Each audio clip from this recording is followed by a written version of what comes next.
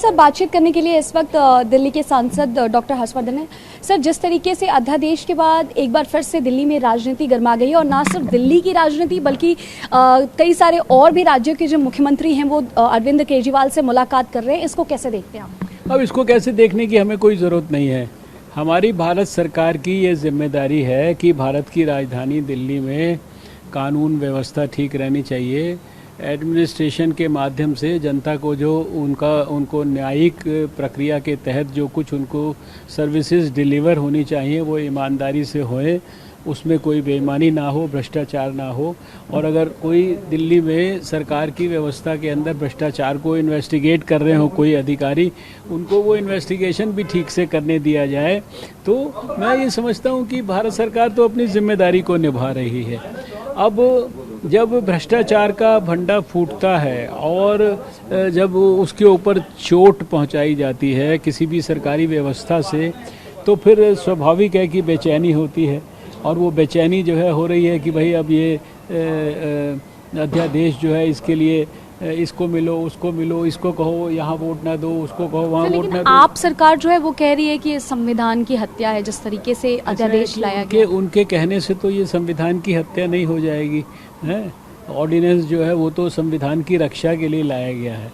अब स्वाभाविक है कि उनके भ्रष्टाचार के ऊपर जो एक प्रकार से चोट पड़ रही थी और जो उनके भ्रष्टाचार की जांच हो रही थी, जब वो सारी चीज़ों को रोकने की उनको जो छूट मिल गई थी अचानक और उस छूट के ऊपर फिर से रोक लग गई, तो स्वाभाविक है कि उनको इसके अलावा और दूसरा बयान उनसे आप क्या एक्सपेक्ट करोगे। सर, आज केजरीवाल ने एक ट्वीट किया है जिसमें उन्होंने 2013 में जब मोदी गुजरात के मुख्यमंत्री थे उस दौरान मनमोहन सिंह की सरकार ने एक अध्यादेश लाया था, उस पर सवाल किया था कि अध्यादेश क्यों, वही सवाल दोहराया है ट्वीट को रीट्वीट करते हुए। सवाल इस बात का होता है, आप समझने की कोशिश करिए।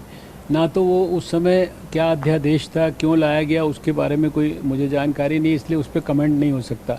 लेकिन अध्यादेश का तो मतलब ही ये होता है कि जब भी देश में कोई भी ऐसी इमरजेंसी हो जिसमें कि कोई कानून जिसको बनाने के लिए पार्लियामेंट के सेशन के होने का इंतज़ार ना किया जा सकता हो, तो आप वो अध्यादेश के माध्यम से राष्ट्रपति जी की अप्रूवल लेके कानून बना दीजिए, ताकि इमरजेंसी जो रिक्वायरमेंट है, जो कि जिसे हम कहते हैं नीड ऑफ द आवर है, वो जो है उसकी फुलफिलमेंट हो जाए।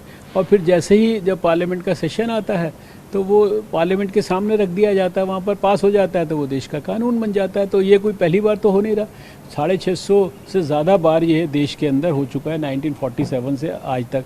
और जितने प्रकार की सरकारें आई हैं सबकी सरकारों के समय में हुआ है, तो इसलिए कोई उस सवाल का कोई रेलेवेंस नहीं है बेसिकली। सर देखिए, जिस तरीके से आज मुख्यमंत्री केजरीवाल ने बिहार के मुख्यमंत्री नीतीश कुमार से मुलाकात करी, साथ में तेजस्वी यादव भी थे, इससे पहले अखिलेश यादव हो, ममता बनर्जी हो, तमाम जो विपक्षी नेता हैं वो मिल रहे हैं, विपक्षी एकता की बात लगातार की जा रही है। ऐसे में इस तरीके से जिस तरीके से एक समर्थन दे रहे हैं तमाम विपक्षी नेता केजरीवाल को, इसको कैसे देखते हैं? देखिए, हमें इस बात से कोई फ़र्क नहीं पड़ता है वो किससे मिल रहे हैं, क्या एकता कर रहे हैं, क्या आपस में रणनीति बना रहे हैं।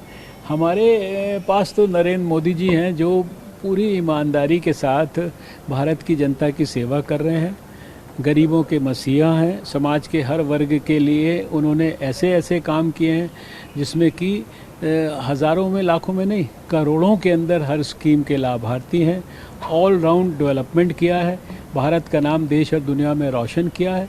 हम तो उनके काम और उनके कामों को जनता के बीच में पहुंचा रहे हैं और आप देख रहे हैं कि लगातार उनको असाधारण तरीके से 2014 में भी लोगों ने आशीर्वाद दिया, फिर 19 में भी दिया, और हमें पूरा विश्वास है कि 24 में भी देंगे। अब बाकी दूसरे लोग क्या रणनीति बना रहे हैं, क्या अपना घूम रहे हैं, घूमने दीजिए उनको, जो है उसके लिए हम we are least concern about that. बहुत बहुत शुक्रिया सर हमसे बातचीत करने के लिए। तो ये डॉक्टर हर्षवर्धन थे, दिल्ली से सांसद हैं और साफ तौर पर दिल्ली की राजनीति पर बीजेपी की तरफ से लगातार यही कहा जा रहा है कि केजरीवाल कितना भी कहें कि ये संविधान की हत्या है, लेकिन ये अध्यादेश दिल्ली की जनता के लिए लाया गया है। कैमरामैन मनीष के साथ ऋतु रोहिणी, TV9 भारतवर्ष, दिल्ली।